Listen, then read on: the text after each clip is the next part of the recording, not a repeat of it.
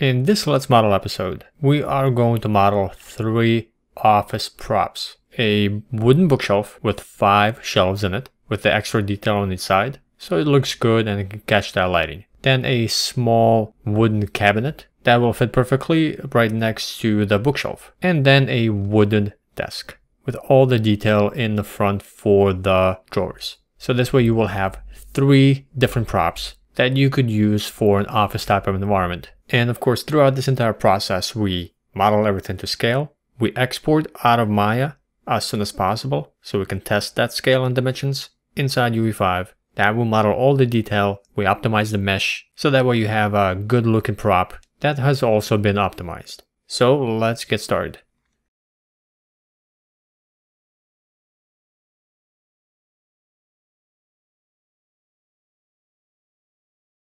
Before we begin with this episode, if you want to learn Maya modeling and UVing as a complete beginner without any prior knowledge in 3D modeling or UVing, I have a home study tutorial course that will teach you how. It has over 65 videos and it spans 18 hours and explains everything you need to know for how to start using, modeling, and UVing with Maya. You'll find the link in the description box, or if you're watching through worldofleveldesign.com website, you'll find the link to the course there as well. So the first step is going to be creating a blockout of all these 3 props so they are correct scale, size, and dimension. Now, I already looked up the real world dimensions for 2 of these, for the office desk and for the 5 shelf bookcase. And for the small cabinet, I'll just use similar size to kind of match the shelf in terms of width and depth. So I don't have the dimensions for that, but we'll have these 2 objects already blocked out, and I'll just use the dimensions for both of these to create that small cabinet. Now these dimensions are, I've converted them to centimeters. These are roughly the same from inches to centimeters, but because these props are going to be going into UE5, I will not use the real world dimensions. They tend to be too small, especially for the game templates that you will use. And the props just don't have that bulkiness and like the good size for them to be used as props for if you use the real world dimensions. So I'm going to use these as a starting point, but then I will actually add a few centimeters on top to make them feel like they belong next to the player. And most of the time you have to do this for games, especially if you're using the game templates that come with UE5. The real world dimensions just tend to be way too small. But if you are creating an archivist scene and you're not going to be walking around, or you have your own custom character that kind of matches the real world dimensions, then you would use the real world dimensions in centimeters, but not for the game templates and the default game character that gets spawned. Now, of course, I already collected photo reference to go off of. So here is a bookshelf, or one of them. And this is I'm going to keep the first one, the bookshelf, simple. And this is kind of what we're going to go with. Here's the small wooden cabinet. And here is a wooden desk. Now, I may tweak and add a few more of my own things or something from another photo reference. I may not go with these exact handles, but this is the idea we're going for. Let's start with a bookshelf. So let's create a cube, and I'm going to just start inputting the values into width, height, and depth, the real world dimensions that I found. So height balance, -1. So it's on top of the ground plane already. And the dimensions are 120 in width. Actually, no, that's around 192 in width, which is 36 inches. Then 72 in height, 182, and 30. Now, real world dimensions, way too small of a bookshelf. Might look good in an ArcViz scene, but not gameplay. And I already know if I don't want to export this and test this out, it's already too small. So I'm going to input larger values to make this a little bulkier. So I start with real world dimensions, but then I go higher. And it's a good start to actually export this and test it in game, so you can spawn right next to it, walk around. But I'm going to do this a little later once I have the dimensions up, and then we can test it. So I already know this is going to be way too small. So let's do width a little higher. I'm going to go to 120 for width. Then height, let's do 220. Now this may seem too large, but actually it's going to be pretty good size. I might get it lower. Again, I'll export these dimensions, and we'll test them out. And then for depth, let's do 50. So it's a little bit bulkier, a little bit heavier, and just feels a little bit more like it belongs right next to the player. Then let's go ahead and export this. I'm gonna export selection. You can find this on the file export. Again, Let's Model series is a little bit more quicker. We don't pause and kind of stop and go through all the options. It's more about the complete workflow of modeling a prop or an asset from start to end. And we kind of move through a lot of these a lot quicker. So I'm going to export this and I'll name this bookshelf. Of course, it's going to be FBX export. Options are smoothing groups, smooth mesh, the same options I'll always keep in all the previous videos. Let's go ahead and export.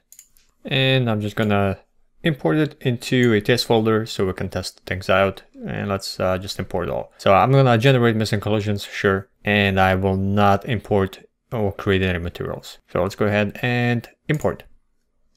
And just drag it in here and then rotate it. This early on, I tried to get these props in here very, very early in the blockout, in the template stage, just so you can get a sense of how this prop will feel. And then once I know the size is correct, then you can just model freely knowing that you're not going to have to make any adjustments. Super important to do this early on. So now if I come up to this bookshelf, it feels right. Like it has a good size, good bulkiness to it. And this is a good size for me. And this is the size I'm going to keep. Now we could make it a little smaller, but if I kept the real world dimensions, this would be way too small and I would have to make adjustments. So that's a good size and I'm going to keep this, and then I can simply come back with all the updates and you can just re-import a new updated mesh. So you already made that connection between Maya and UE5, so you can anytime you model and make adjustments and everything else, you can just export, overwrite an existing file and just re-import it into UE5 very quickly. And now the size is right, I like the dimensions and the scale. Now we can go ahead and begin modeling. So since it's going to be a 5-shelf bookshelf case, we need separations, we need extra edges. So I'm going to use connect tool for this. So I'm going to select the edges where I want to make a connection or insert an extra edge. And then in modeling toolkit, you go to connect and then middle mouse click and drag and add 4 segments. So we'll have 1, 2, 3, 4, 5 shelves and they're equal distance away from each other. Then click enter to insert those edges.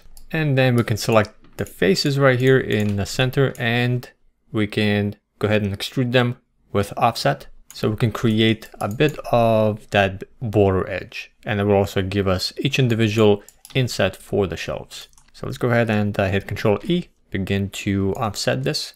And I don't want them to be all together, so let's turn off key faces together. I may have to make adjustments in order to get this thickness different. So we can see the thickness at the top is one, it has an offset of, let's say, let's do offset of 3, maybe 4.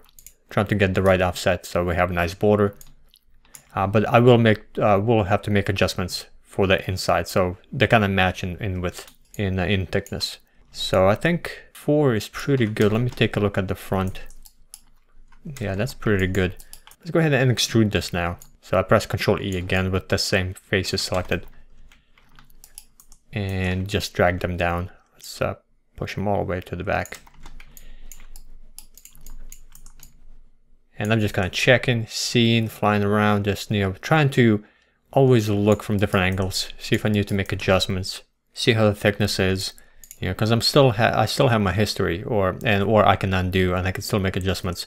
So I don't want to go too far. So early on when you were adding in the major parts of the model, you want to constantly just make adjustments early on so you don't have to redo it. So this is why it's always important to maybe even export one more time and just take a look, see if the thickness looks correct in game. So actually that's what I'm going to do. I'm going to make an export one more time and jump over to UE5 and let's re-export or re-import.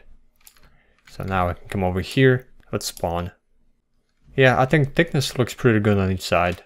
We'll just have to make adjustments for the thickness for each shelf. But I think overall on the sides, I mean, I could have probably went to 5 because I'm looking at the reference and it's a little thicker. So if I come back to Maya, let's go ahead and undo. And I'm going to press T to get the transform back. So I went back until I had that offset for the extrusion. And actually I'm going to add offset of 5. So that gives me a little bit of extra border. And even just in centimeters, I mean, it's such small amounts, but small adjustments like this do matter. So I added that in. And let's go ahead with this faces selected. Let's do another extrusion again. And I'm going to push those back in. All right, now I think that's going to be pretty good thickness on each side.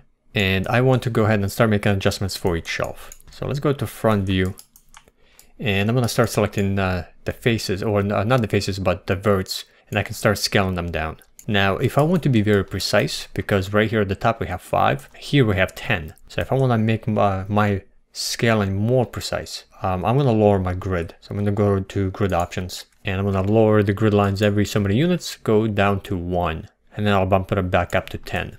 Now, I have a video on where I talk about how to set up the grid to match from Maya to UE5, so make sure you check that out if you want to know precise settings to use and how to make adjustments on the grid so that it matches UE5. But now here at the top I have 5, so I'm just going to go ahead and lower these so I have 5 here as well. So 1, 2, 3, 4, close enough. I'm not going to be very super precise with these in terms of like trying to snap in the half of the grid. As long as it's close enough, nobody's going to ever notice.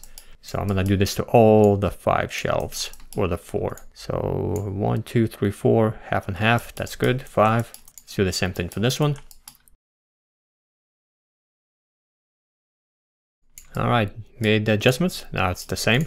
All right, same thickness for each shelf. Good. And then for the bottom, we may want to add a little bit more, maybe even for the top, because the borders at the top and the bottom have a little bit more distance. Small little details. So I'm actually going to take these verts and I'm just going to push them up. And actually, let's go to our grid of 10. Let's go move this back up. I'm just going to give a little bit more thickness at the bottom and also at the top. So now I have 10 units at the top and the bottom, and it should look pretty good. For the top, so what I'm looking at the reference here, and I know on most of the bookshelves there's an inset, like there's a extra, like it's not flat here. So I may actually need to make adjustments for this a little later. But for the bottom I have like it's pretty flat. So I'll leave the bottom as is, but I think I'll readjust the top, because I will take a bunch of these faces on the side and I'm going to extrude them out, because we're going to have to create that tiny little border. Because you can see that there's a little inset here, so we need that border on each side to get that little extra detail. So we need to make a few adjustments. So I'm going to undo it so we have the same distance at the top. I'll keep the bottom. And let's take the faces here all the way on the sides for all of them. Actually, maybe not for all of them. So now I'm kind of running into an issue in terms of how we did this. I may need to insert an edge right there. So here's what I'm trying to do. I'm trying to take the sides and I'm going to try to extrude them out. This will give me the extra border for me to work with, like we see in the reference. However, if I do this for top to bottom, you can see that we don't have, we have an angle here.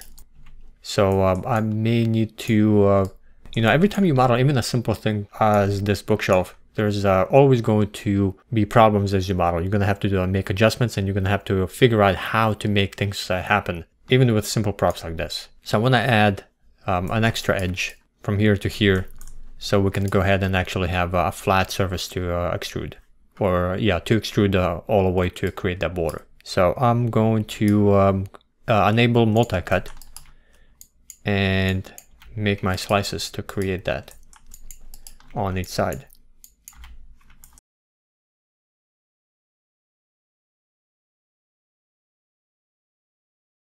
All right, so now we have the extra geometry and it's all flat. So now I just need to make those selections. So to paint the selection, to make quicker selections, you can hold on tab and you'll paint the selection instead of having to individually left click and add to a selection. So I'm gonna make my selections. I'm gonna avoid and not touch the shelves because those are a little bit more inset in.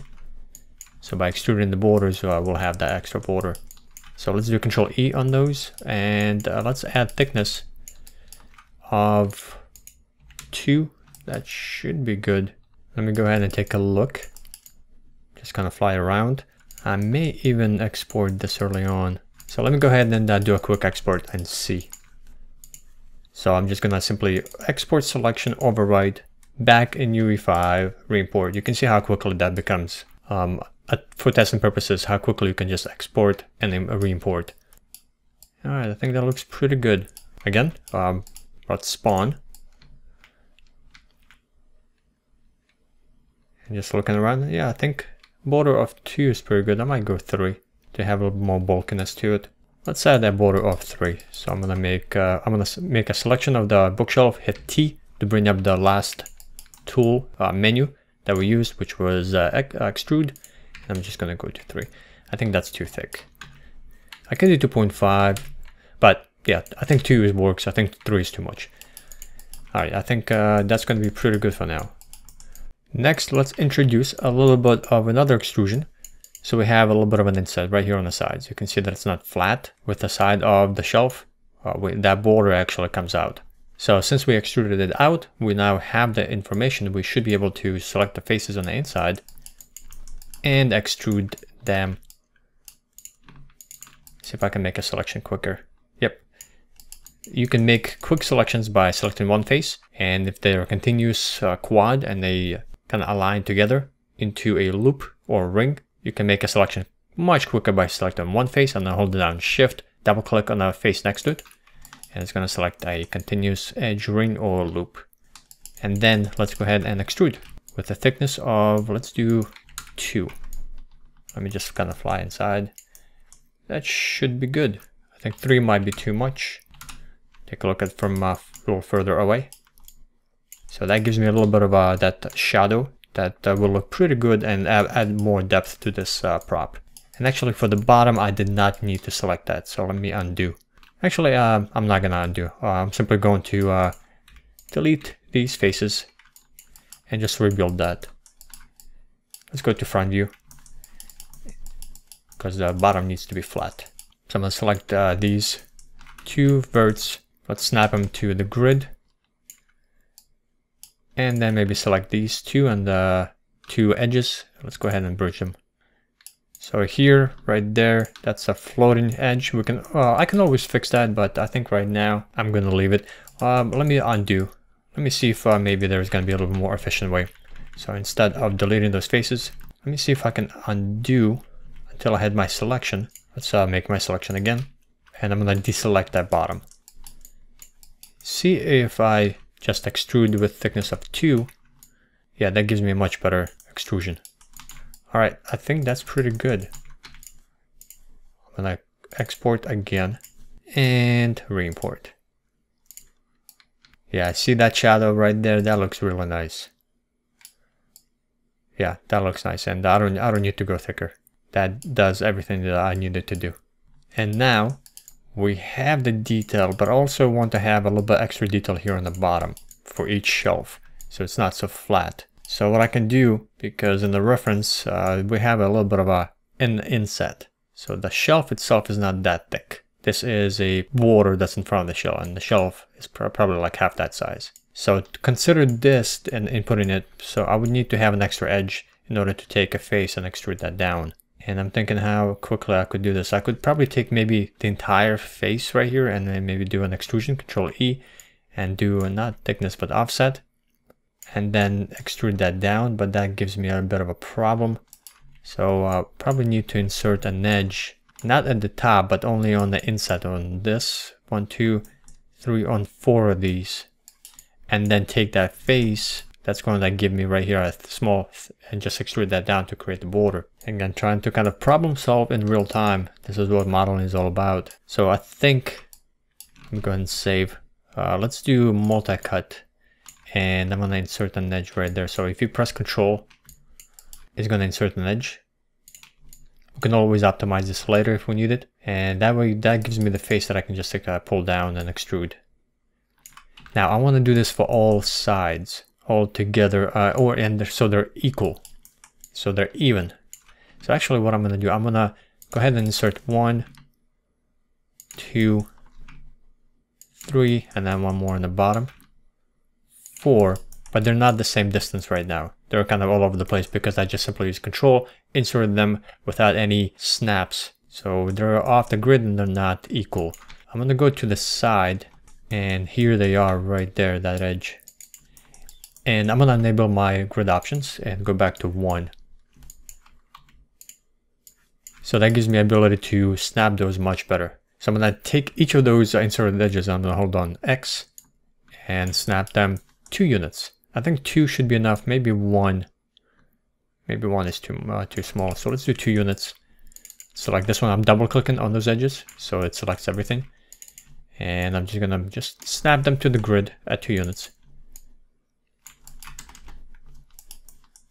And now they're all equal, and now I'm just gonna select those faces. Just one single individual face right there, and I'm going to extrude them together 2 units down. Control E, let's do thickness of 2. Now, I think the shelf itself is now way too thick. Like it's 5 units and then an extra 2 units. I mean, you can, yeah, just by looking at it, the shelves themselves are a little bit too much. And again, the best way is to export this really quickly. And then do a test in Unreal. Just do a re-import.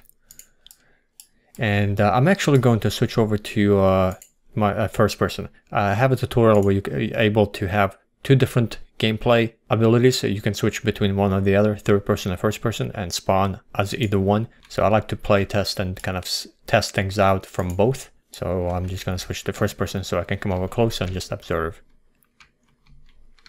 And that's actually not bad. I don't have a problem with this.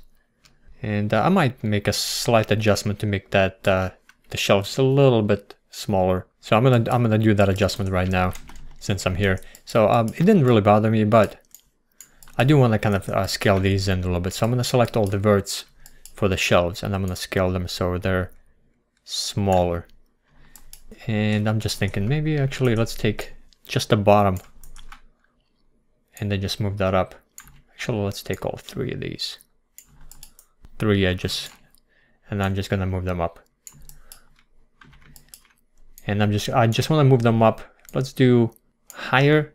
So it's like 1 unit here at the top, and I'm gonna just repeat that for all of them. So that way it will look like it's the same distance. Again, when I model, I like to be very precise. Yeah, but I am not snapping them to the grid. So I'm not being too precise, just kind of eyeballing it. But I do, like, you know, as I observe and look at the models, I'm trying to make all the adjustment that is needed based on the reference to make the prop look as best as it can be. I think this is pretty good. Go ahead and export one more time and re-import. And let's spawn. Yeah, much better. Alright, I think that's pretty good shelf. Just walking around, observing from all angles, seeing where the shadows fall. Yeah, I think that looks pretty good. Now let's optimize this a little bit. There's too many edges on the inside, so we need to fix this. Also, I am not going to create a very realistic shelf on the back. I am not anticipating or wanting to have this bookshelf rotated in any way. It's always going to be up against a wall, so it's not going to be used in any other way other than just standing upright facing the player. So usually there's a little bit of a space here on the bottom. You can see the bottom has borders, so I'm not going to do any of those. So I'm just going to simply run optimization. But if you wanted to, you can create a little bit more detail if this shelf, this prop, or any prop is going to be used other ways. Like from the back, maybe it'll be flipped over. You may want to add those in. But in my case, this prop will not be. So all we need to do is optimize, run an optimization for all the edges. So the way you run optimization is you use target weld and delete the necessary edges. I also will leave this edge right here. I will leave it because that way I can just maybe make a separation of this face and this face to give myself a little bit of a texture seam, because since I don't have any geometry, but I can just kind of fake that extra geo because this is a border and those two, the texture is not seamless. And by having that little texture seam, I can have an illusion of extra geometry because I'm not going to insert an extra edge and try to bevel it or create an indent. So I'm going to actually leave this edge. But on here in the front, let's go ahead and target weld. Select verts first. These right here, and it looks like I have a vert selected somewhere. So let me left click an empty space. It should deselect all the verts. And I'll do this to everything in the front.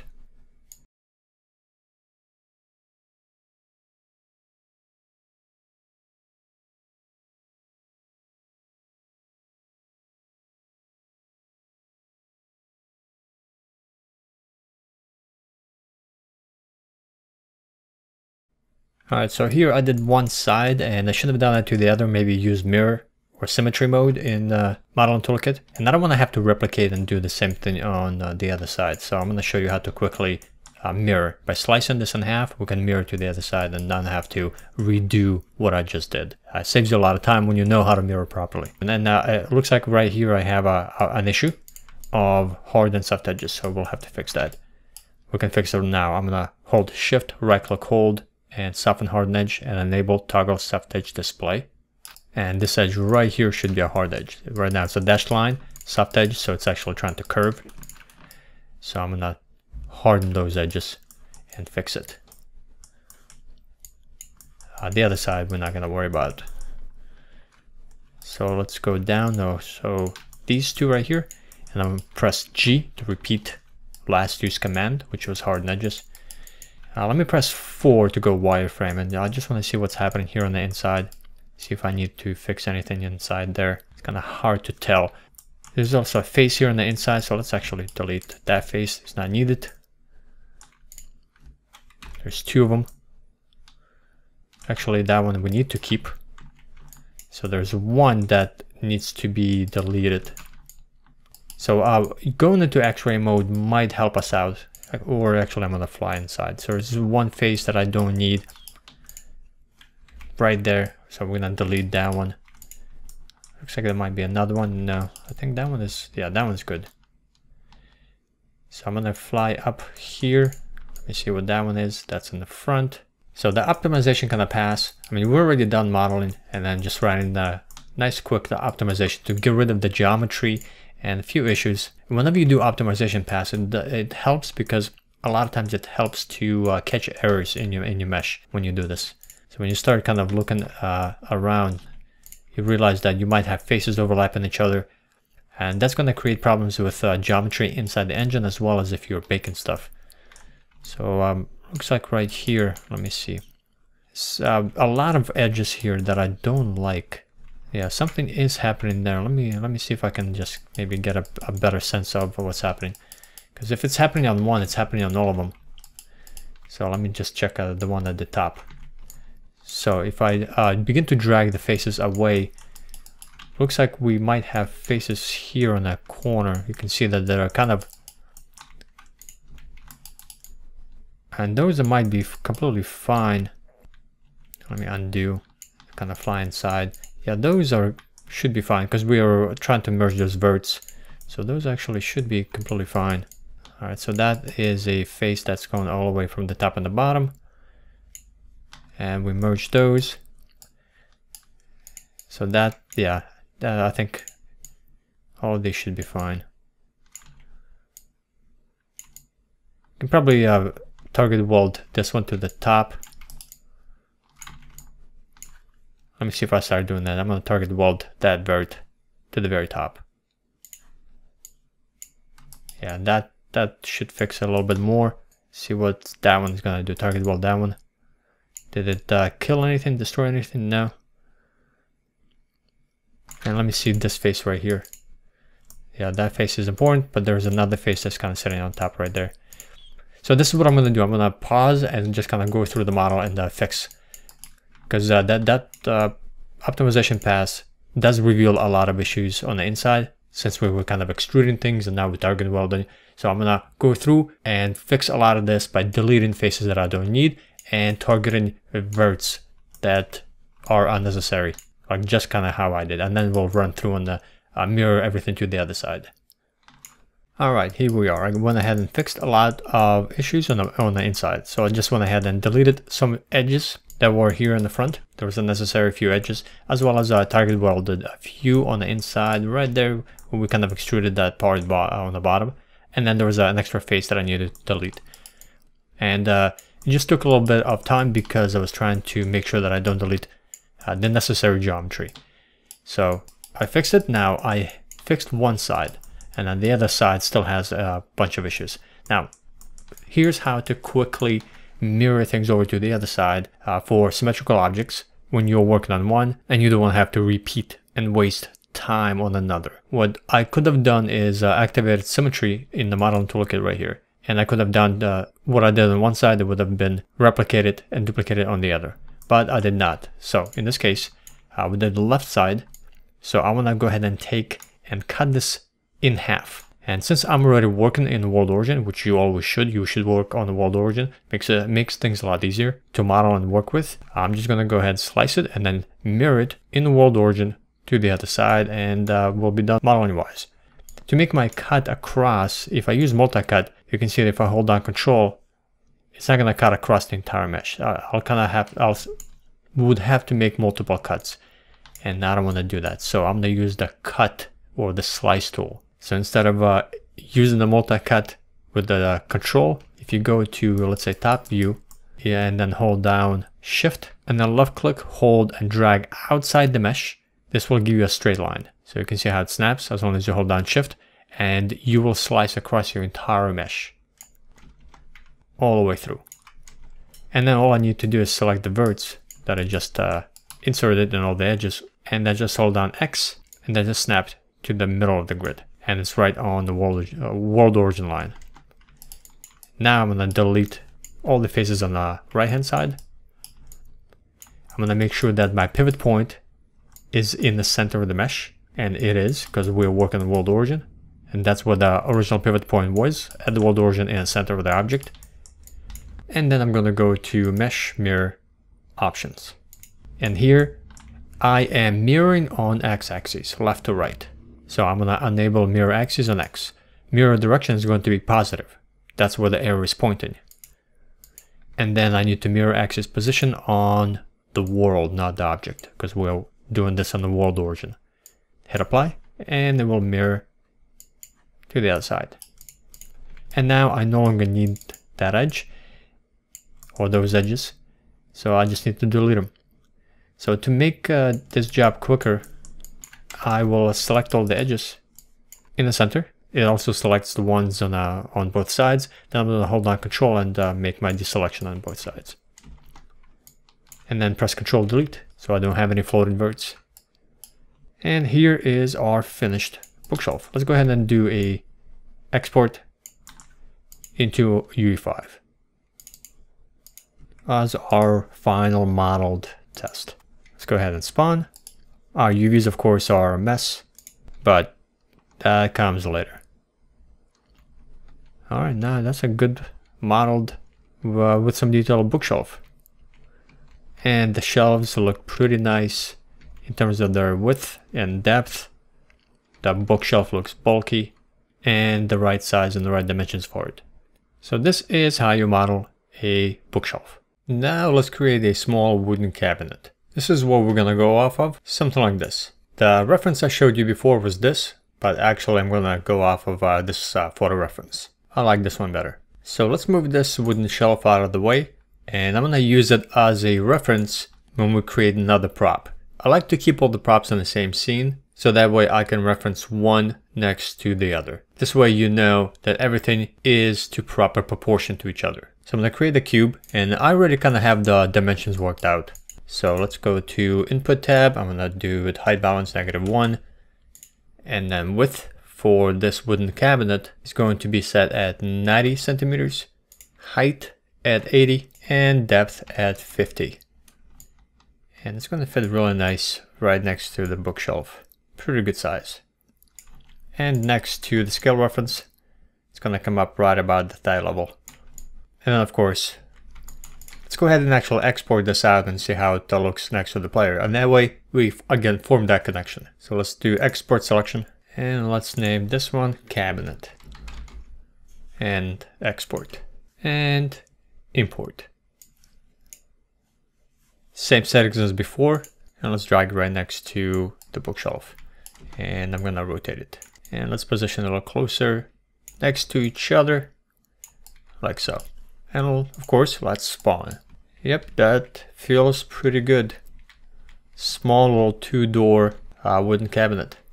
So for this, I don't want to keep it as a box and then just add handles. That would be too low poly. And I want to add that additional bit of detail. There's not too much to add here other than possibly building this from each individual plank like we did for the Half-Life 2 inspired wooden crate that we did in the first episode.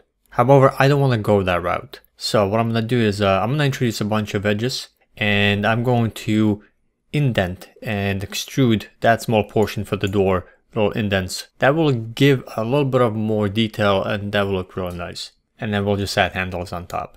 So for those, we just need to make a bunch of cuts for the top, for the bottom, and then for the center. And also I'll do one for the side. And then we'll extrude those narrow parts of the geometry in. That way we have some of that self-occluded shadowing that the indents introduce. And I think that should look pretty good. So let's go to front view. And I'm gonna enable modeling toolkit and multi-cut. For the bottom, let's hold Control and insert an edge down here. And let's do one for the top, like so. Right now I'm not too concerned with the distances, as long as it looks good. Like, I'm not gonna try to measure this in centimeters.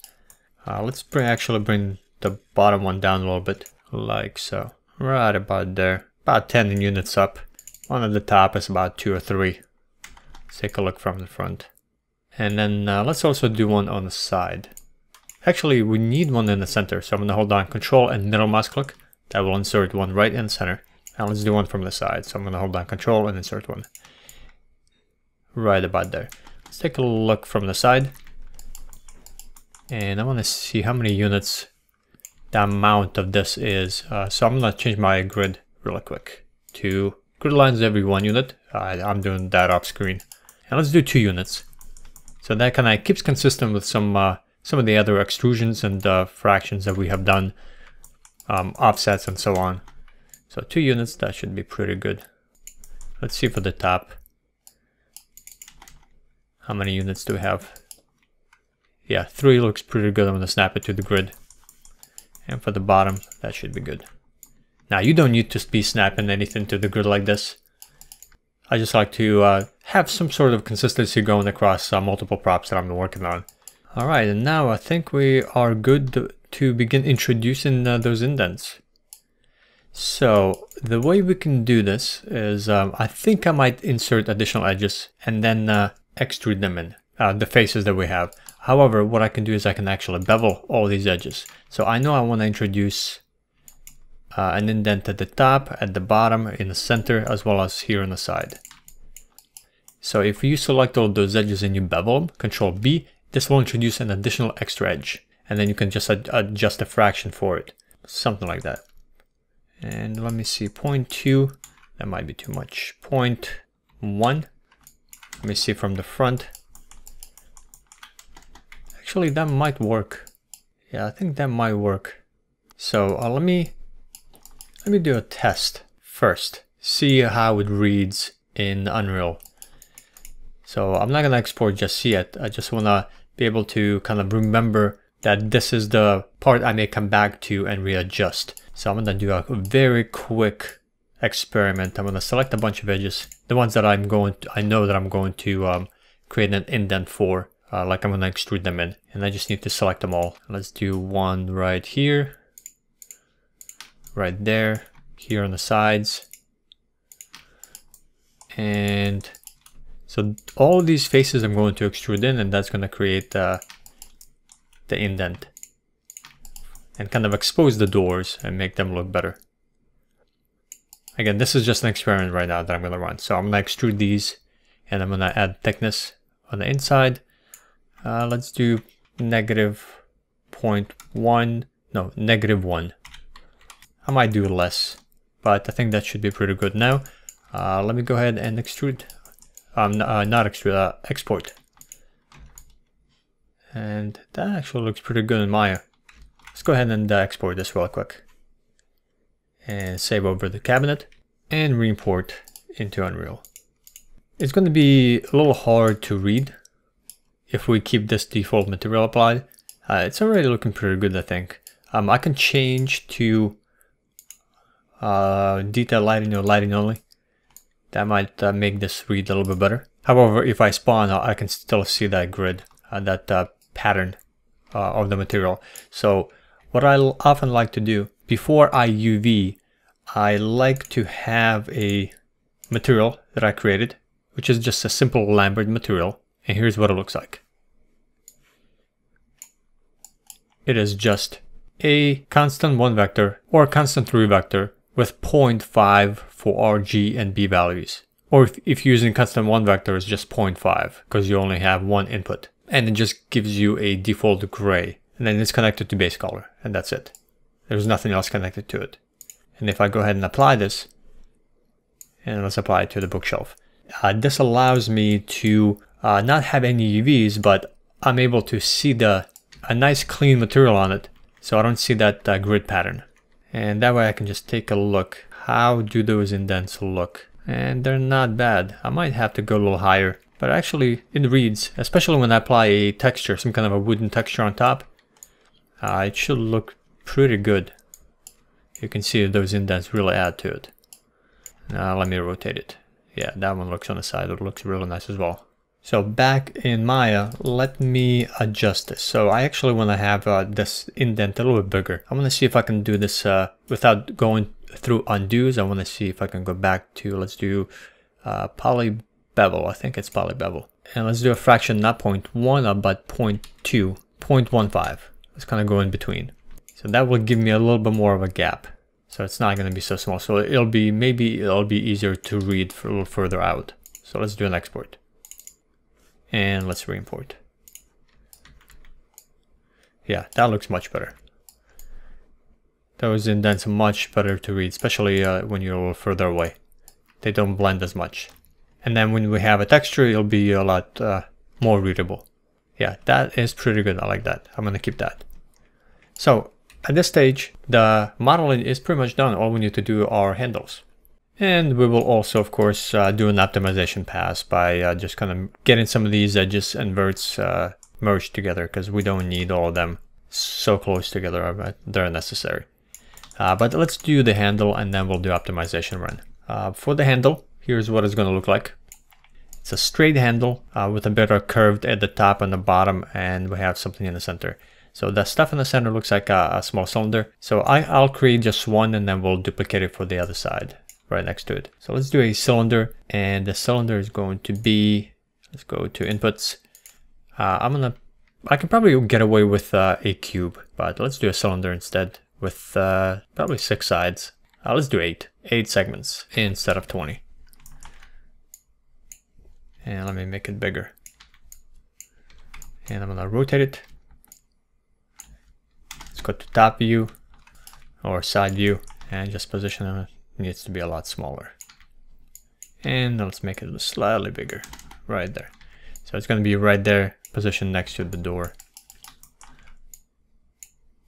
And let's introduce a cube and just kind of get the size down, because I don't know how big the cylinder needs to be yet. So let's do a cube, just making it bigger, just move it where it needs to be, and then just resize it. I can actually snap that cube right to the center. I'm going to hold down V, middle mouse click and drag, and let's make it smaller so we can start scaling it from where the cylinder is. Let's make it smaller by kind of squishing it on the sides, and then let's make it taller, like so. Definitely needs to be thicker right about there. Let's make it thicker on that, kind of bring that thickness back. Let's move it forward, and let's see it from the side. Let me move this bookshelf further out, because now it's kind of getting in the way when we're on the orthographic viewport. And I also want to switch back to grid lines every 10 units. And let's come back. So now let's grab the cylinder, pull it back out, because the door is right there, that last edge, that's the door. So let's go ahead and make that, push that back in. Let's pull this one forward. So now we're kind of getting that distance. All right, here we go. It looks much better in terms of just judging the scale and dimensions. So I think if I kind of zoom out, that's pretty good size. I think the cylinder needs to be slightly smaller. So I'm just going to scale that in and then make it bigger, like so. Let me do a test. I'm gonna push this one down.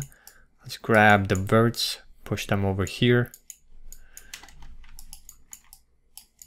Let me kind of see the size of it, and I'm comparing it where it needs to be. Looks like it's more in the center of the door.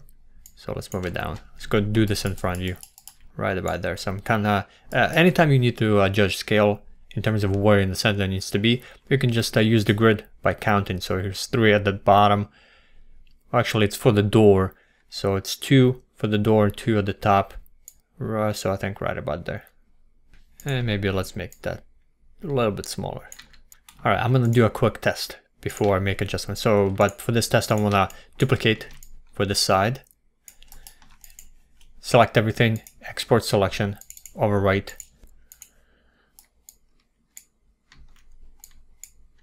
All right, that's actually pretty good. Yeah, I like that. That's pretty good size. I might get a little bit bigger, so a little bit bulkier, but it's definitely in the right direction. So let me go ahead and delete these. And let's make a few adjustments. So I'm gonna delete one because I want to work on one and then duplicate it. And let's go to front view. And let's make that one a little bit more bulkier, bigger. And then push that out. Let's make it smaller in width or depth in this case, like so. That's going to be in front. Let's make that one a little bit thicker, a little bit bigger, and a little bit thicker on the sides, like so. That should be good. Let me isolate the cylinder because I want to first delete the faces on each side. I don't need them. So I'm going to select the ones in the middle that I want to keep. Hold Shift, left click, hold and drag, invert my selection and delete the unnecessary faces. Inverting your selection is a really quick way to get the selection you want. And then I'm going to soften those edges in the center. So hold Shift, right click, hold, soften, edge. Let's bring everything back, Control 1. Control 1 will isolate select, meaning they will isolate what you want or what you have selected, and it will remove anything from view that is not selected. I use Control 1 all the time. And then I can go ahead and duplicate this one for the bottom, Control D, right there. I'm gonna kind of make that one a little bit bigger, right about there, so it's the same distance, top to bottom, because I will be extruding the faces of the top and the bottom and just kind of curving them in. Actually, let's make that one smaller, like so. Now let me select the top face and the bottom face. I'm going to extrude, Control E. I'm going to add thickness to them, not too much. And then I'm just going to push them back, like so. Let me see what it looks like from the side. Yeah, right about there. And I want to see what it looks like. It looks a little too big, but let's select them all. Duplicate it, select everything again, export selection, cabinet, overwrite, and re-import. All right, and let's spawn. Yeah, that looks pretty good. Let's make some final adjustments, just slightly adjusting the size of this so it's not so big. So I'm gonna actually bring that one down, bring that one down, and then bring the cylinders a little bit more in, like so. Let's actually make this one a little slightly smaller, same for the cylinder. And I'm gonna duplicate the adjusted one here on the bottom, like so. And also, yeah, that's pretty good size. And also I'm gonna take all of these and I'm just gonna move it a little further from the center, right there. And now I'm going to duplicate it, position it, so now it's going to be the final one. And let's do one last export before we do a cleanup. Now bookshelf by cabinet, and let me, a lot of times I like to position the camera on what I want to see the changes of, and then just look at the static mesh as I'm re-importing. So that way I can see kind of that quick update. Yep, that looks pretty good. We got that little extra detail for the indents. The handles look nice, good size. And of course we can go ahead and maybe jump in as third person instead of first person. And let me press F11 to have full view. Yeah, that's pretty good. Good size. And last step for this simple prop is let's combine everything. And we're going to be in world origin as we combine. Let's modify the pivot point here on the bottom. Control hold D and then X. Place it right there on the bottom. Let's delete history. And I'm going to start optimizing this. And of course, the way I'm going to optimize it is mostly using target weld. And then maybe deleting edges. So let's do a target weld. Make sure no verts are selected. You can left click to kind of make a deselection of everything outside in the empty area. And let's just start very carefully. And in this case, let me go ahead and try to use symmetry. So it kind of works both sides. So I'm going to apply symmetry. It's the object is in world origin, so it's going to be on world X, left to right. And it doesn't matter where you are, you can switch back and forth. It should begin to do on both sides, and it is. Yep, right there, perfect. So now let's go ahead and quickly optimize, saving ourselves some time. So let's do the one in the back. We don't need, actually maybe, yeah, let's do that. Let me actually just do that right there. I'm going to keep that line for now. And maybe actually this one right here. Let's combine these two. Move that up to the top. Here on the bottom, there's just a few verts that need to be welded together, like so. Let's see, this one, that's gonna destroy my shape, so no on that one.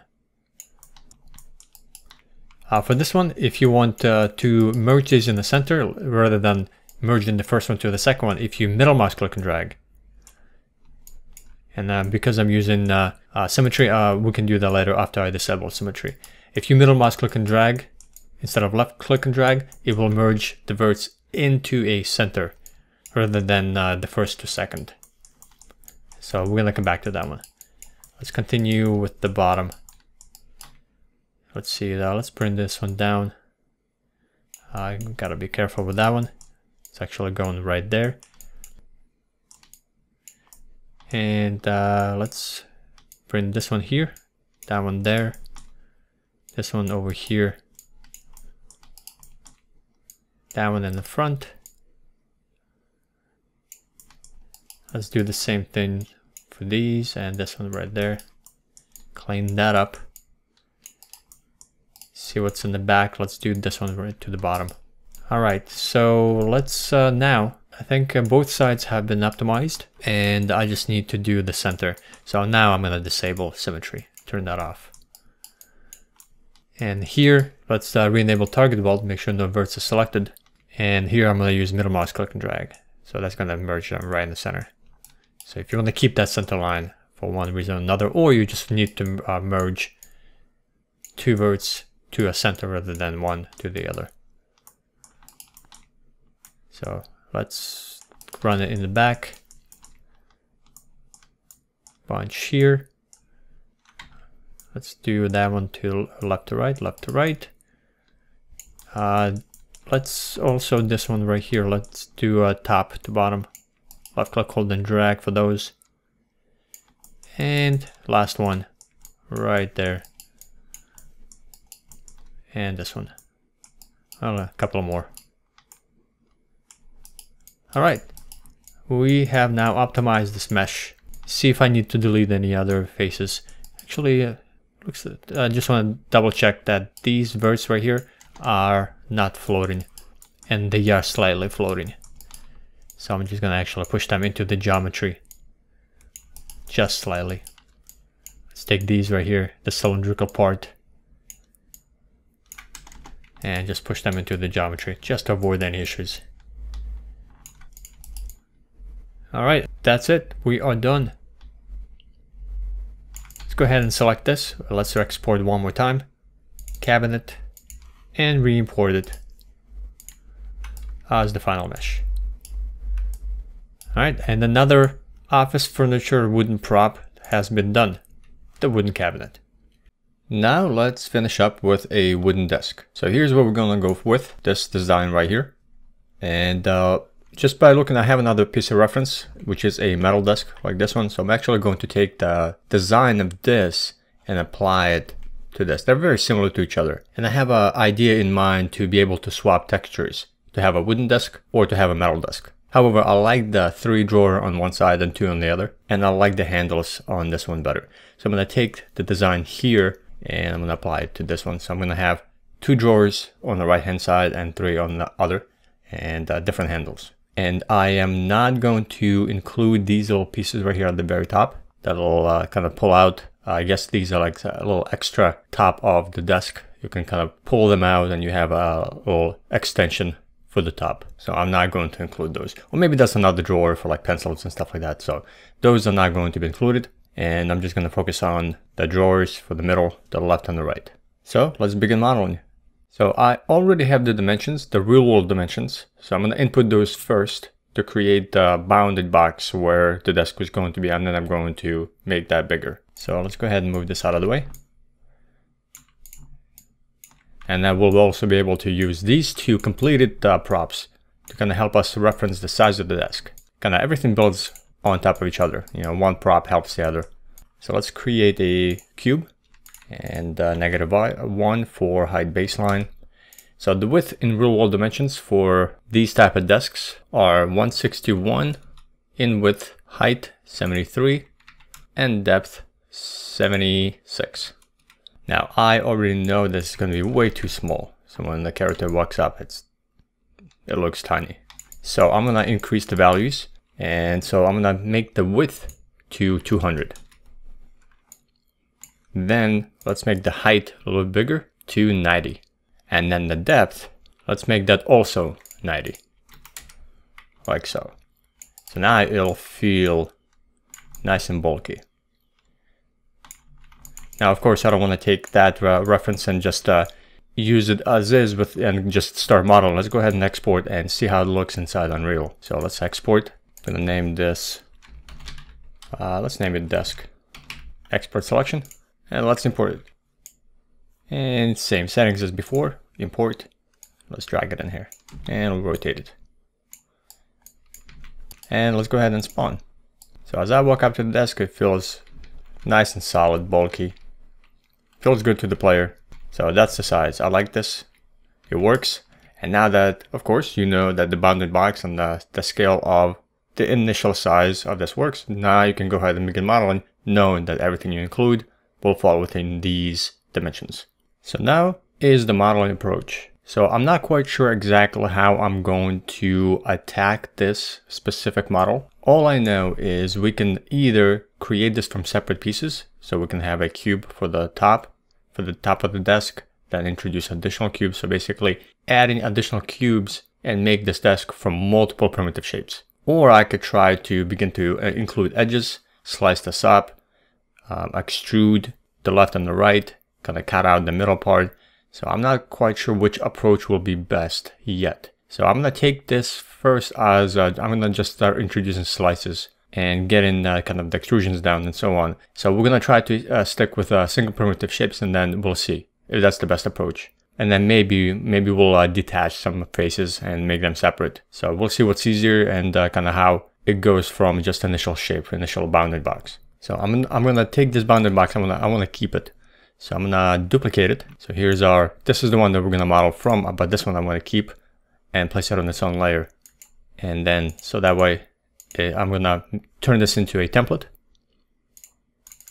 And let's name this desk template. And then I can delete it later.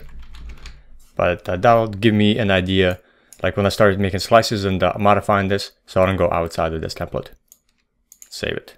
So now it's locked. Let's bring this one back.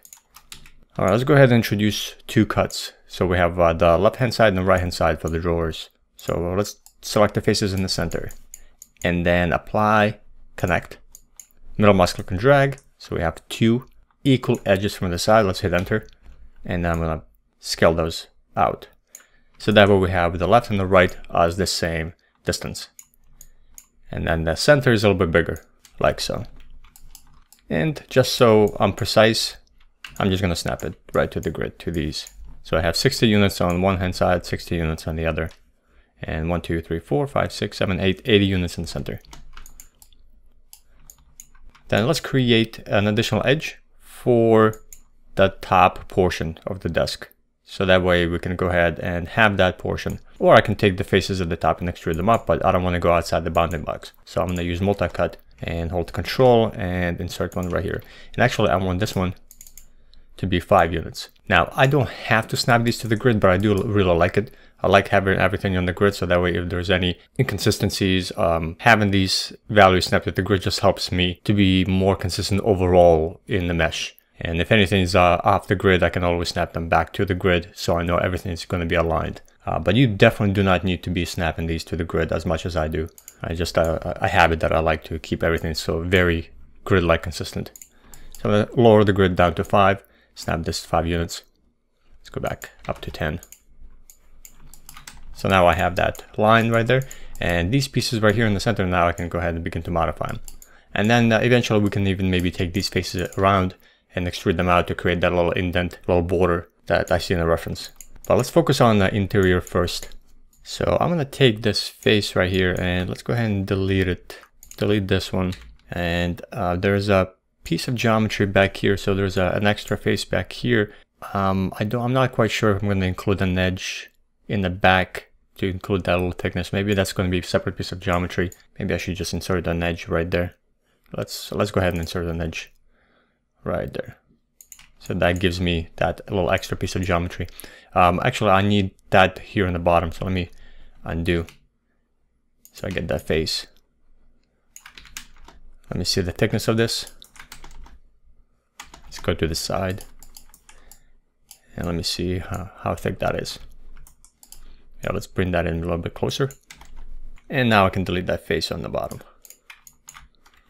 Then let's take the bottom verts and raise them up. Let's go up to 10 units. Maybe we'll go even higher. Maybe something like this, maybe 15. That's where the little legs are going to be introduced. Now, of course, if I want to be a little bit more precise, let me do 15 units. So I'm going to lower this down to 5 again. I'm just going to snap. So it's going to be 15 units from the bottom. Like so.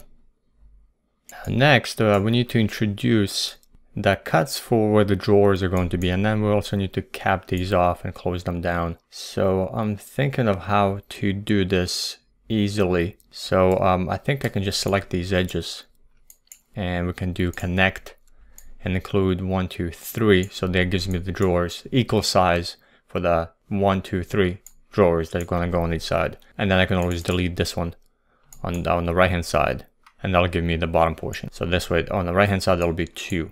So I think that will work. And then let's go ahead and start closing the gaps right here. Actually, let me undo, and then maybe let's take these edges and create the interior first. So I'm going to hold down Shift, extrude these up, and then I want to snap these edges to the very top right here to this edge. So I'm going to hold down V. Actually, I'm going to activate the Y axis, so it only snaps up and down. Then hold down V, and middle mouse click and drag on this edge right here. Actually, let's hold C so it snaps to an edge, not a vertex. Hold down C, middle mouse click and drag to this edge, and then all the selected edges snap to this edge that I dragged. And then let's take this edge right here and this edge, and then bridge it to close that off. Now I have overlapping verts right here. So let's go ahead and select all these verts and merge them. And it should work. Everything should be fused together as one. And that is. Alright, so we have that portion of the desk complete.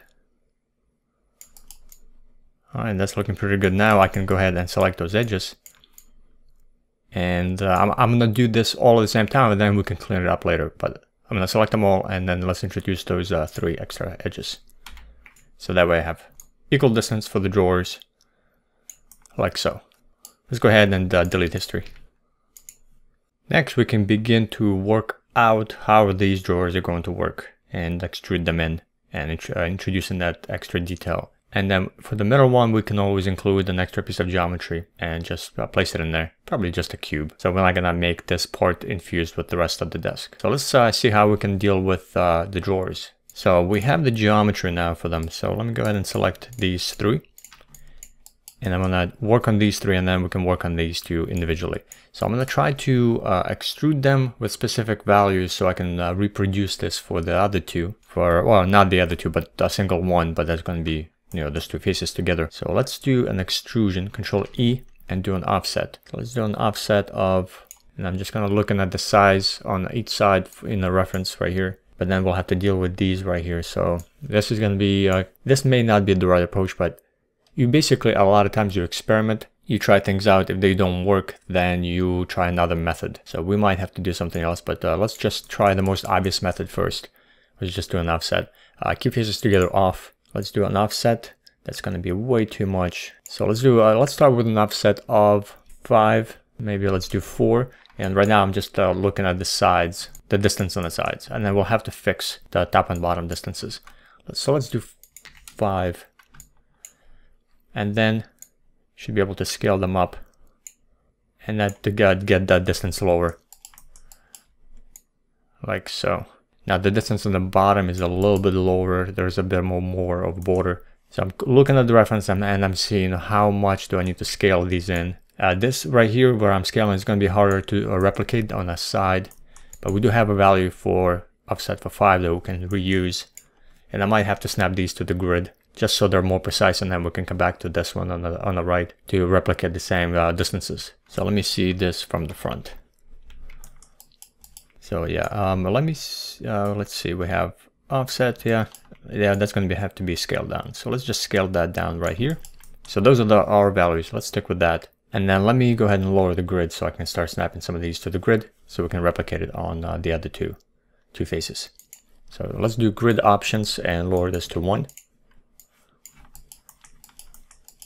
And let me move our scale reference a little bit away so it doesn't overlap. Let's zoom in and let's begin to snap. So there's going to be some snapping going on here, quite a lot. So let's just start snapping these to the grid. So it's going to be 1 unit, 1, 2, it's going to be 1, 2, 3 units in between the drawers, 3 centimeters. 1 for the top. Let's actually lower this down so there's a little bit more thickness, like so.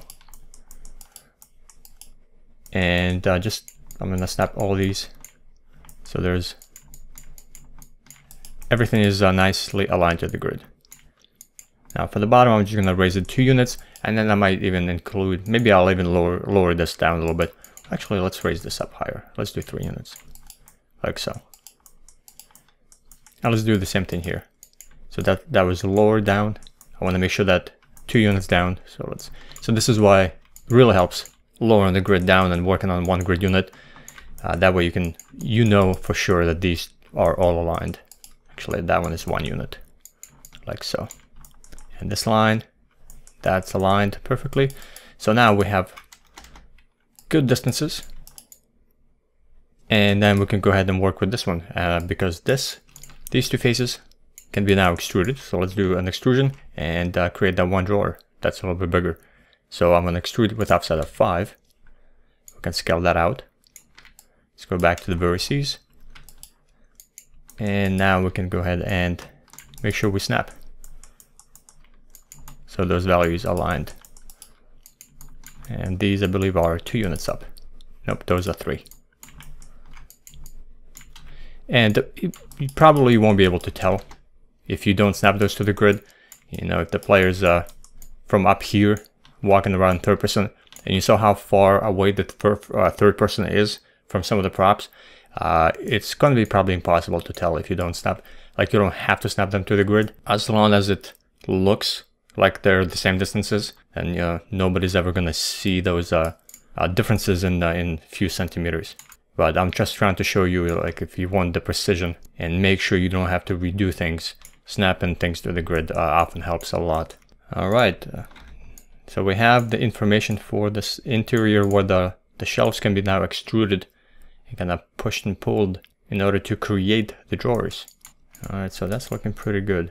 Next, let's work on creating the detail for the drawers. So we're gonna apply the same approach. We're gonna have a little bit of an indent like we did for the wooden cabinet. So I already know the value of 1.5 worked pretty well. So let's try to extrude, offset, and just kind of push that in. So anytime you do this, the drawer size is gonna get smaller.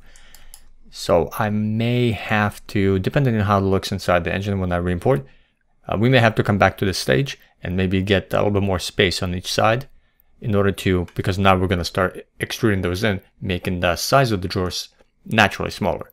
So I don't know if I want to do that, but we'll have to see how they look. So I'm just going to work from here and then maybe come back to this and redo it really quick. So I'm going to select all the faces. Let's do Control E and let's do an offset.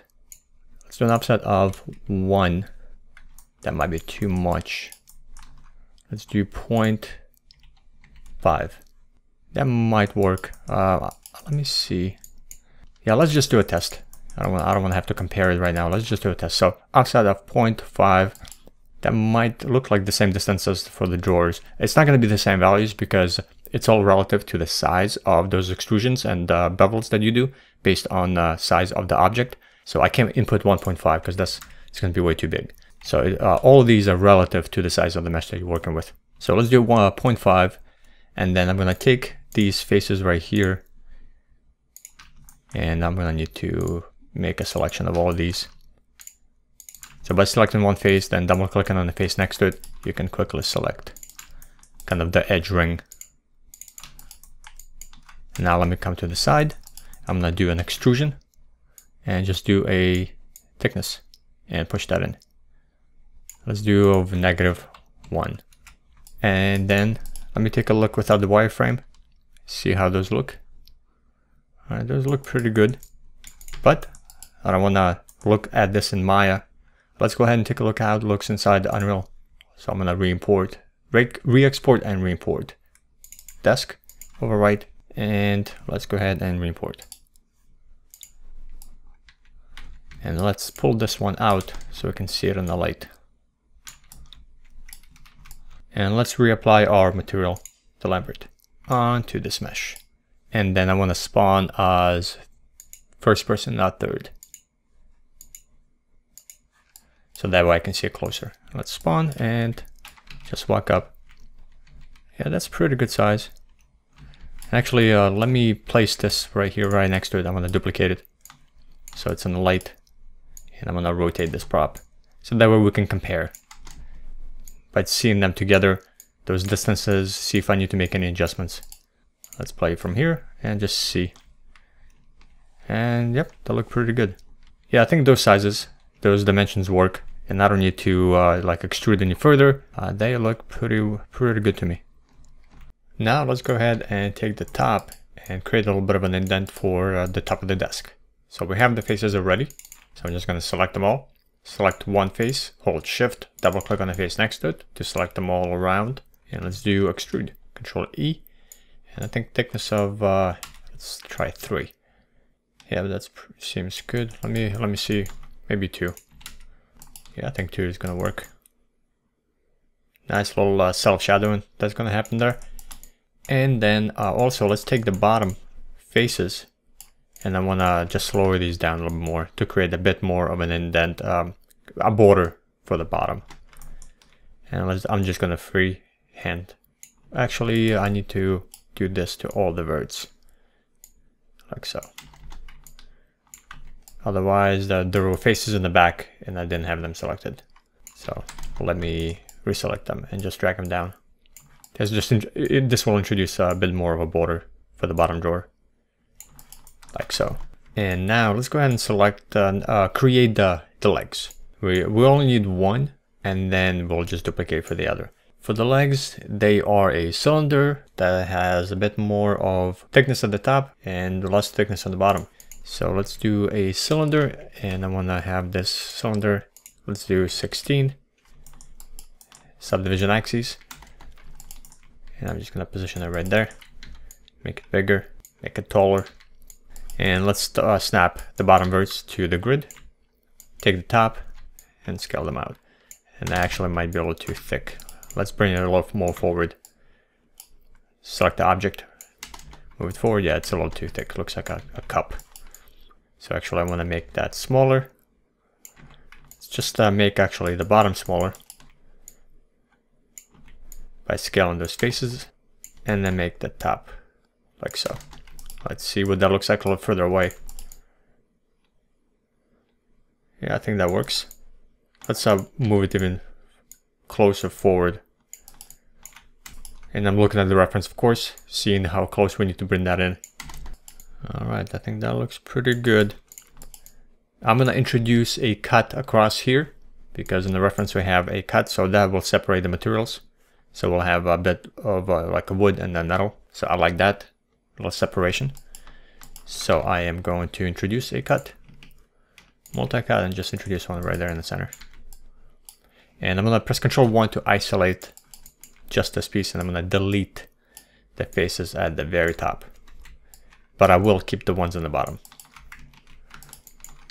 Now let's go to top view or side view. And I'm going to duplicate this for the back, like so. And select these two. And then let's duplicate for the other side, right over here. And let's see how they all look together. Now I want to go ahead and export all and just do a quick test. And let's re-import. And spawn. I think I need to make those legs a little bit thicker. They look a little too small. So let me delete. So I want it a little bit thicker, so let's do thicker at the bottom. And I'm gonna delete the edge in the center for right now. Just gonna make it a little bit more difficult for me to scale them. So let me double click on this edge. Control delete. Select the verts. Let's make them thicker and thicker here at the top. And actually I want to maybe raise this up. Let's select the verts and just bring this up a little bit higher, like so. And let me go ahead and adjust these drawers a little bit, so a little bit more equal distance, like so. Maybe you want a little bit more space on the bottom. Looks okay. Let's see again. All a matter of how does it look inside the engine. So let's go ahead and do another quick test before because the bottom portion, they're very simple to do. However, they need to look right before we move on to the handles. So let me select everything except the mannequin. Export again, desk. And let's re-import. Alright, that looks much better. Spawn. Yeah, that looks pretty good. And the thickness of overall at the top looks pretty good to me as well. Has nice little detail right there. Yeah, that looks good. Now let me duplicate this desk so we can position it right there. And that way I can see it from this angle as well. And I'm just gonna make a small adjustment in Maya by making these right here, maybe a little bit closer to the edge of the desk, like so, and bring these forward as well. And then let's do the cut across. Eventually when I UV, I'll probably UV just one and then reduplicate them again for the rest of it. But for right now, all I want to do is just quickly, let's combine them all. Actually, no, I just want to do that cut, so I remember to have it. Multi-cut, and I'm holding down Control, middle mouse click, so they're all in the center. So that way I remember that it needs to have that separation of the wood and the metal that's going to be introduced in texturing and the UVing stage. Then next we need the drawer in the middle, we need handles, and then we will be done. For the interior portion, I'm just going to introduce a cube, and we're just going to place it right in there.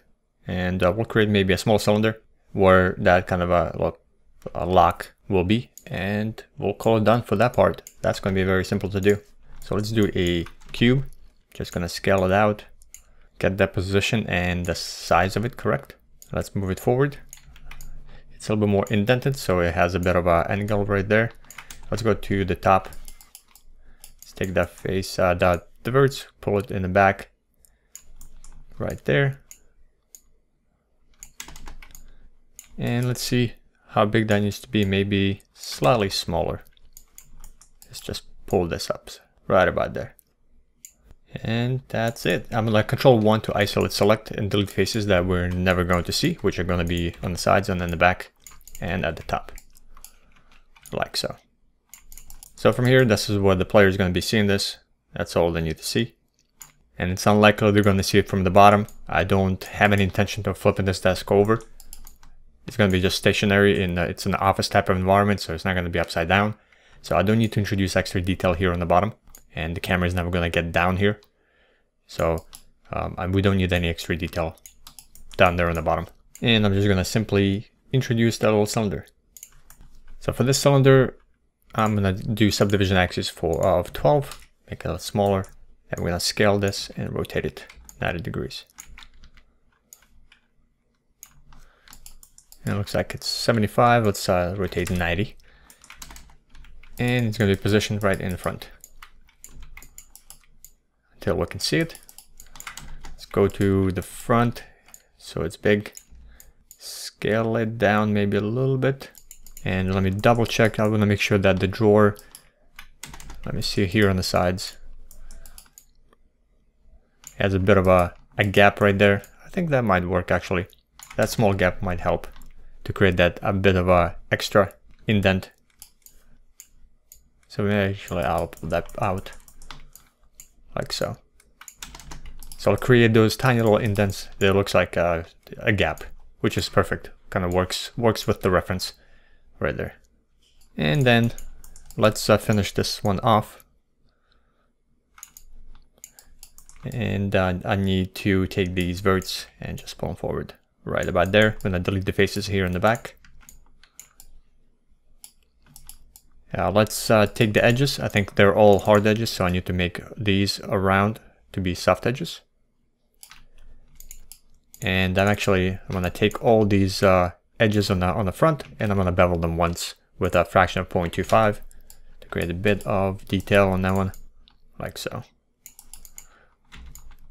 So that's what it's gonna look like. Plus, with the texture on top, it's gonna separate the wood from the metal. That's a nice little addition of detail. Here we have the drawer and the detail on the front. And last, let's go ahead and do the handles.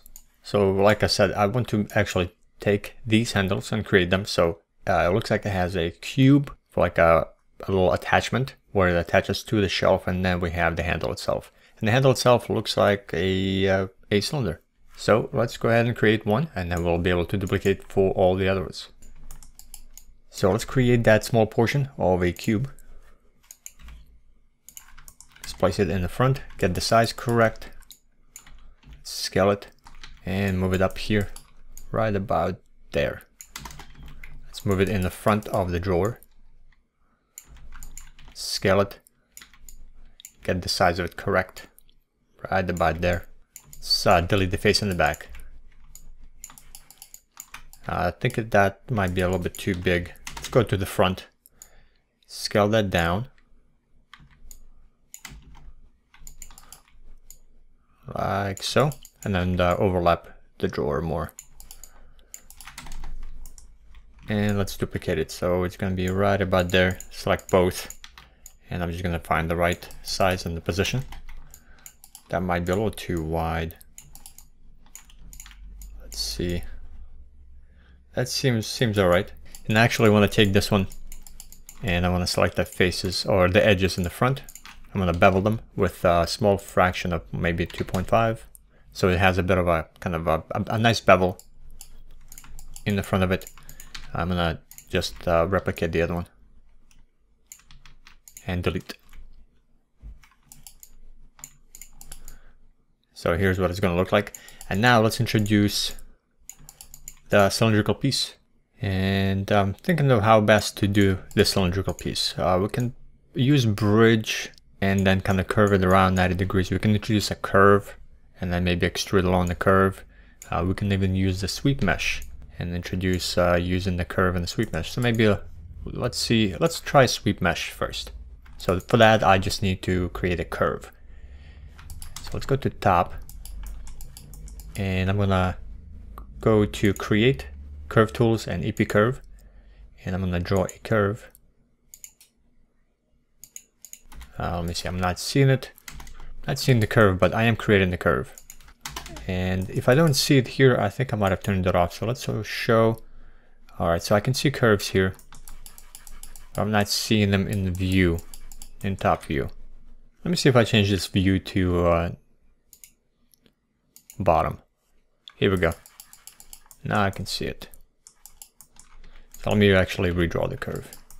So let's go back to create curves, EP curve. And I don't see those portions that I just had. All right, let's see if I select it. Yeah, I don't see them in the view.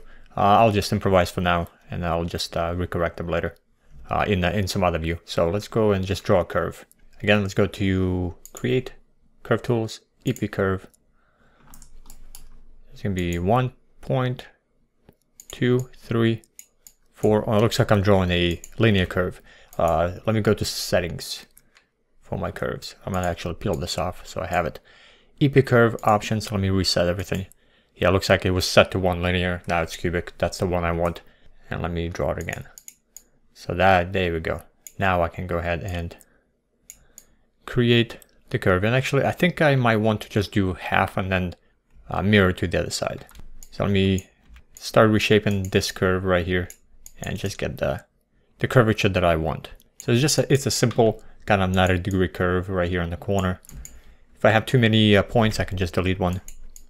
Hit and delete. Actually, let me undo, bring that one back.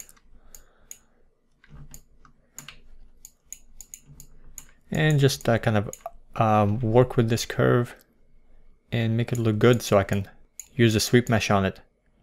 So it's gonna curve. It's actually a little more straight here. Like so. Then it curves. And then we'll be able to replicate and duplicate it and mirror to the other side. Let me take this curve, and then I'm gonna center my pivot point. I have it on my tool shelf, and then I'm gonna raise it up. And I'm gonna actually scale the curve so it's positioned right where it needs to be, right about there, and right into that object. And now I'm gonna select the curve and go to create sweep mesh.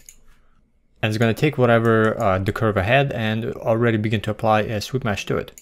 So I just need to decide on my profile, set some settings up. So I want this to be a polycurve, polygon. I don't want it to be a rectangle. Actually, a rectangle doesn't look too bad. I think I want to round it. Let's introduce maybe more sides. I think 8 should be good. Let's do 10. We're not trying to go too low poly on this. So I think 10 should be good. Maybe even go up to 12. And then let's go to interpolation and let's increase the precision. So it's a little bit more high poly, like so. And let's optimize it so it doesn't add too many in the center. So it creates a little bit more rounded curve here. And then also let's go to taper curve and we can apply taper to it. I can change where the taper happens, so maybe let's move the position of the taper. Or I can even introduce my own taper. So maybe let's get rid of the position and then maybe take this right here, make it smaller at the front.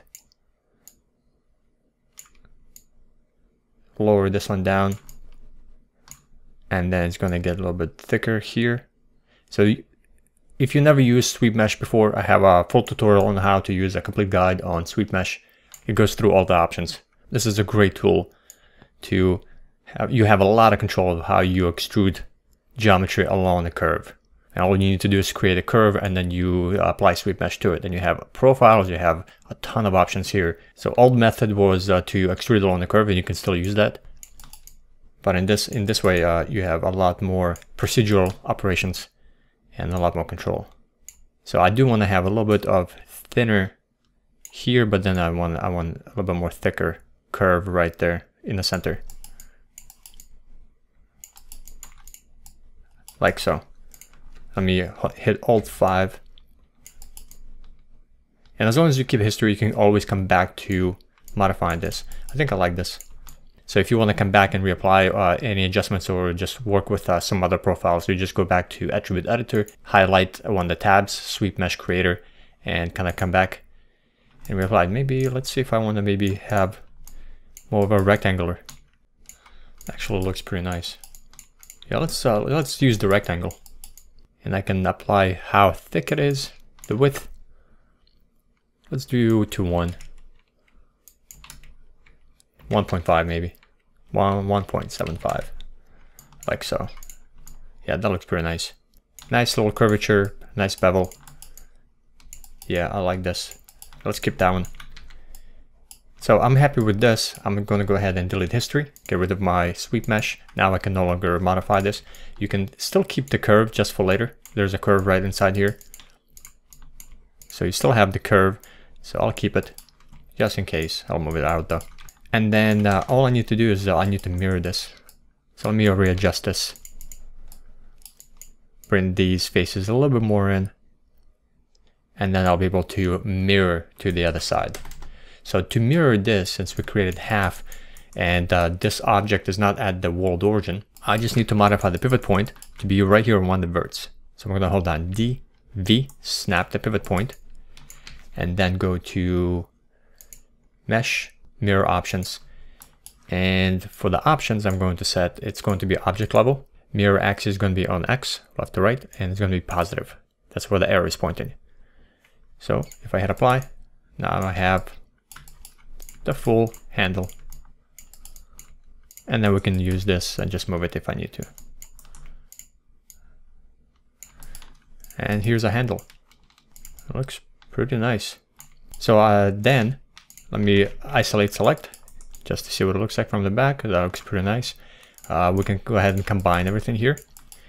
Before I do, let me export everything one more time. With that, just one handle right now. We'll now replace the desk, and then let's re-import. And let's spawn. And here's a handle. It looks very nice. The inner portion for the desk also looks pretty good. And that's the right correct size. So I like that. So now we can go ahead and combine and just replicate for the other ones for all the handles. So let's take this handle. Let's combine it. And then let's duplicate it. Let's move it down here. And I want to make sure that they are in the center. So let me select this one. Just gonna move it, eyeball it. Let's take this one and then move it down. Place it in the center. And then take this one. That will go here at the top. And then one more for this one right in the center. And now we have nice looking handles. Now let's do one more export. See how it all looks all together.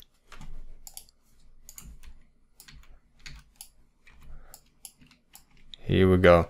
Looks very nice. And let's spawn. And that's pretty much it for modeling the desk. Everything is looking good next to each other. The proportions are correct. Everything kind of matches in size and in detail. And for one last thing, we can just go ahead and select it all and combine. So it's all one object. Let's delete history on this. If you need to keep that curve for later, just you might want to come back to it at some point, you can just place it on its own layer and then lock it and hide it. So if you have more objects to create, you can just continue placing all the curves. Since you delete history, it's no longer going to be applied to the object in the extrusion, of course, but you may want to come back and redo it at some point just in case. And having these curves just saves you time. So that way I can hide it. If I ever need to come back to it, I have it. And so here, this is how you model a wooden desk. And now you have a 3-prop complete set of how to model a wooden bookshelf, a small wooden cabinet, and a wooden desk. And if you need anything further to add to this, like let's say you wanted to do a pass on adding more bevels to the corners, and I know we didn't optimize this, so I'm not going to optimize it. You can kind of know, yeah, from seeing the other 2 optimization methods, you know exactly what to do here. You would just need to delete unnecessary edges you don't need, like here at the top, by using target weld. And the process is exactly the same as before. You just have to minimize the amount of edges and verts you have that don't add anything to the, the detail. But then you can go through, and if you wanted to add extra bevels to have that nice little small curvature on like the edges, so they're not 90-degree edges, and your poly count is not an issue, and you just want to make good looking props, you can do a pass on bevels by selecting the edges where you want to input a bevel, and then Control B to bevel it. Maybe you want to do 2 segments with a little maybe sharper corner. So that way, when you look at the prop, you have a nice little bevel here at the top. You can see how nice transition that you have right there. And you can place that on these corners right here, as well as just go through all the props and place the rounded corners everywhere you need it. So the lighting in Unreal will work much better when it hits. So you don't get that nice sharp 90-degree corner, but you have a nice beveled corner that's a little bit more real to life. So you could go through and add those bevels everywhere you need it and just do a pass. What I would do actually is, before I would add, I would make a copy of this. So make a copy so you have a low poly version or lower, and then you go and do all your bevels and create a nicer, higher poly version with all the nice looking bevels. And then maybe use that one, and then apply nanites. Make sure that nanites are applied to all the meshes. And since poly count is not an issue for these type of meshes, if you are not looking for super low poly, putting those bevels will really make your props pop and make them light better in Unreal. Now, we went through a lot of tools and techniques very quickly, and these Let's Model episodes expect that you already know how to use Maya. But if you don't and you want to get better, then take a look at the home study course, Maya Foundation. It'll teach you how to get started with Maya, how to model, and how to UV so you can texture all the props and all the environments you create. Take a look at what's included in the course by visiting the link to the course in the description box, and you'll find the link on the website if you are there watching this video as well.